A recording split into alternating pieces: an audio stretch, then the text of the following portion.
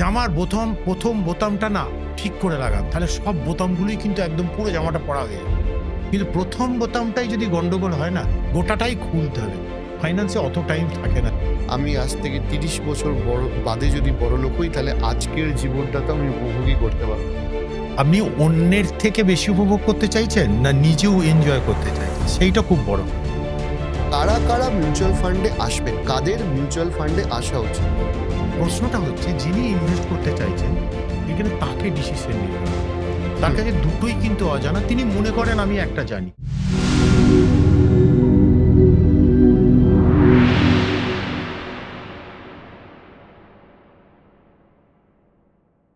দেখুন, আজকে যারা নতুন জেনারেশন, যারা সদ্য ইনকাম করতে আরম্ভ করেছে, তাদের কাছে একটা খুব গুরুত্বপূর্ণ প্রশ্ন হচ্ছে যে আমরা শুরুটা কি করে করব?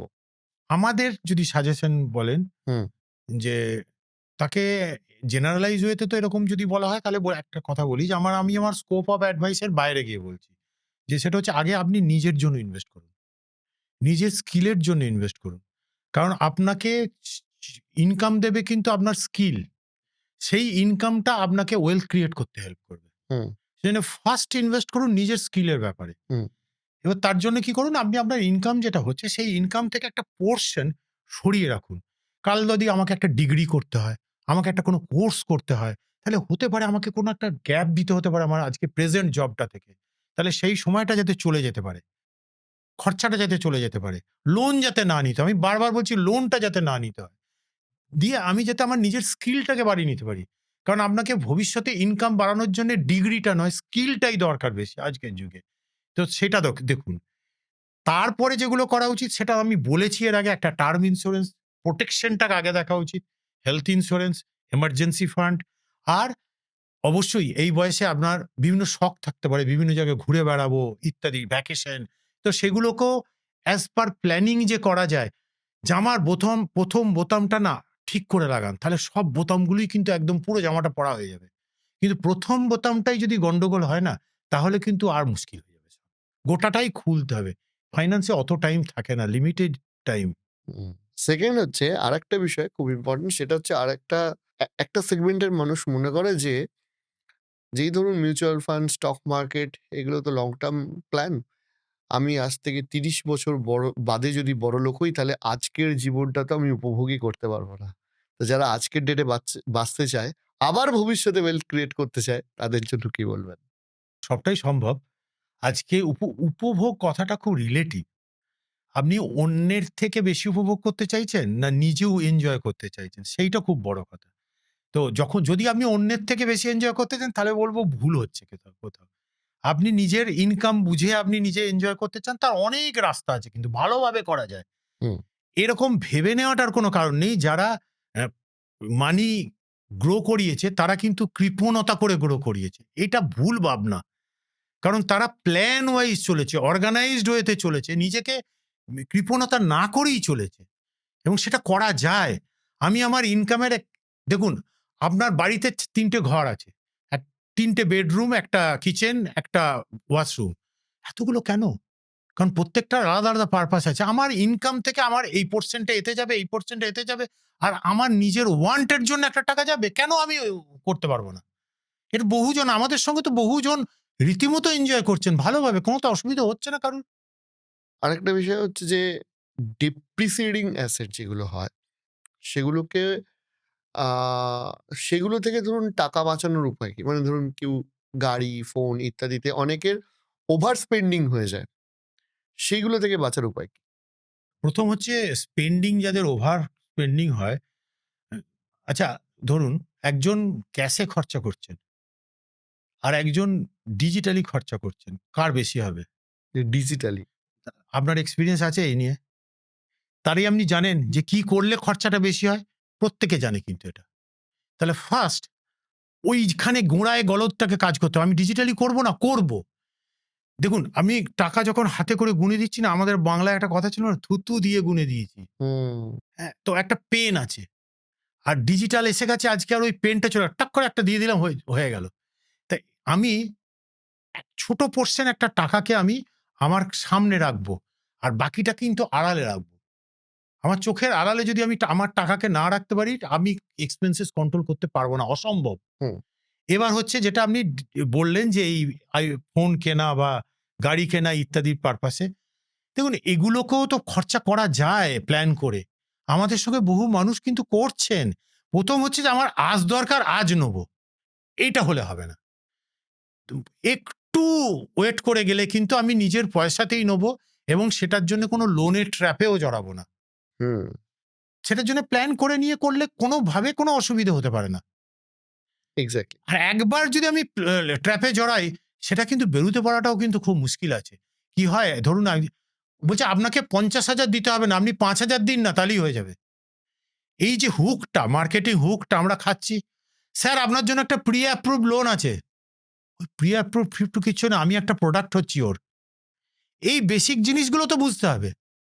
কারা ফাইন্যান্সিয়াল অ্যাডভাইজারের কাছে যাবেন? কারণ অনেকেই বুঝতে পারেন না যে আমার যাওয়া উচিত না উচিত নয়। দেখুন কে ডাক্তারের কাছে যাবে? যার রোগ হয়েছে। যার রোগ হয়েছে। তার ফাইন্যান্সের যদি কেউ মনে করে হুম। যে ধরুন তিনি নিজে, নিজে সব পারবেন, তাহলে হয়তো তাকে যেতে নাও হতে পারে। কিন্তু যে ব্যক্তি টাকা রোজগার করছেন, তাহলে ভালো করে দেখুন একটা জিনিস। আমাদের লাইফ স্টেজটাকে যদি দেখেন, আমরা একটা টাইম কি করি এডুকেশন নিই। তাহলে একটা পিরিয়ড যায়। হুম। তারপরে একটা পিরিয়ড থাকে আমাদের আর্নিং পিরিয়ড। হুম। এই আর্নিং পিরিয়ডটা কিন্তু একটা লিমিটেড আর্নিং পিরিয়ড। হুম। তাহলে এবার আমি যদি অ্যাডভাইসারের কাছে গিয়ে অ্যাডভাইস নিয়ে এই লিমিটেড আর্নিং পিরিয়ডটার মধ্যে কাজ করি, আর যদি সেটা না করে নিজে, নিজে ট্রায়াল অ্যান্ড এরর করে করি, তাহলে কোনটাতে রিস্ক বেশি হবে? অবশ্যই আমি ট্রায়াল অ্যান্ড এরর করতে গিয়ে হতে পারে। হুম। যদি কেউ কারুর প্যাশন থাকে, তার প্রচুর নলেজ থাকে, তার এক্সপার্টাইজ থাকে, তার ইনফ্রাস্ট্রাকচার থাকে, তাহলে তিনি নিজেই করুন। আর যার এগুলো নেই, তাকে তো অ্যাক্টিভ ইনকামে টাইম দিতে হবে। হুম। তাহলে তিনি টাইমটা আবার কোথায় পাবেন? এটা তো ইটসেলফ একটা ফুল টাইম জব। এবার সেটা যদি তার ক্ষেত্রে ম্যানেজ করা না সম্ভব হয়, তাহলে অবশ্যই তিনি অ্যাডভাইসারের কাছে যাবেন। কিন্তু টাকার কোয়ান্টিটি দেখে অ্যাডভাইসার ঠিক করবেন না। রাইট। এটাই অনেকের প্রশ্ন থাকে। ধরুন আমি বলছি যে কেউ ভাবছেন যে আমার মাস গেলে ১৫,০০০ টাকা করে বাঁচে। রিক আমি আর এই টাকা নিয়ে একজন অ্যাডভাইজারের কাছে গিয়ে কি করব? আমি যেদিনকে ১৫,০০,০০০ টাকা করে মাস গেলে হ্যাঁ, বাঁচাবো তখন আমি যাব। তো এই মেন্টালিটিটা নিয়ে আপনি কি বলবেন? দেখুন যার কম রোজগার হয় আমার মনে হয় হুম। তিনিই ভাববেন সেটা। কিন্তু আমার মনে হয় তার তো আগে যাওয়া উচিত। কারণ তিনি যদি আজকে টাকাটাকে ম্যানেজ করতে না পারেন, হুম। তারও কিন্তু লিমিটেড আর্নিং পিরিয়ড। হুম। তারপরে তাকেও কিন্তু সারা লাইফটা কাটাতে হবে। ইনফেক্ট তার কাছেই ট্রায়াল অ্যান্ড এরর এর সুযোগটা সুযোগটা কম। আরো কম। তো সেইজন্য তার তো আগে যাওয়া উচিত। কারণ না হলে তিনি তো আরো বিপদে পড়তে পারেন। এটা আমার নিজের হুম। ব্যক্তিগত এত বছরের অভিজ্ঞতায় আমি দেখেছি। আপনারা কিভাবে অ্যাডভাইসটা দেন? First of all. Second of all, ধরুন কেউ যদি মনে করে যে একজন ফাইন্যান্সিয়াল অ্যাডভাইজারের কাছে যাবো, আমি মিউচুয়াল ফান্ডে টাকা রাখবো বা আমার কোন, কোন ইন্স্যুরেন্স গুলো করা উচিত ইত্যাদি। সেক্ষেত্রে খরচাপাতির কি বিষয় আছে? মানে তাদেরকে কি ফিস আপনাদেরকে পে করতে হবে?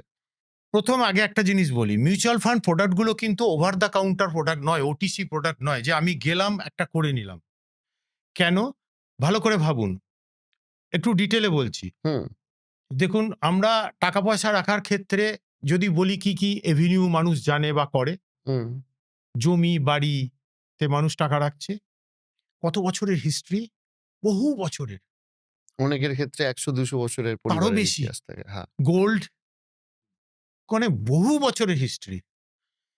ইন্সুরেন্স বিশাল হিস্ট্রি আছে। হুম। তাহলে এই হিস্ট্রি গুলো কি করেছে মানুষকে? মানুষকে অনেক কিছু জানতে হেল্প করেছে। তার ডিএনএ তে, তার ব্রেইনে অনেক কিছু ম্যাপ হয়ে আছে। কিন্তু আপনি মিউচুয়াল ফান্ড বা স্টক মার্কেট, কত হিস্ট্রি? স্টক মার্কেট কত বছরের পুরনো ইন্ডিয়াতে? মিউচুয়াল ফান্ড তো আরো কম পুরনো। হুম। এবার কোনো প্রিভিয়াস হিস্ট্রি আমাদের হিউম্যান বিংস এর মাথায় কিন্তু অ্যাওয়্যার হয়ে নেই কিন্তু এইটার ব্যাপারে।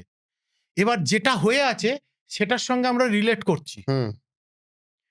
তা আমি বাকি ক্ষেত্রে কি হয়েছে? আমি তো জমি কেনার সময় কোনো অ্যাডভাইসার লাগেনি।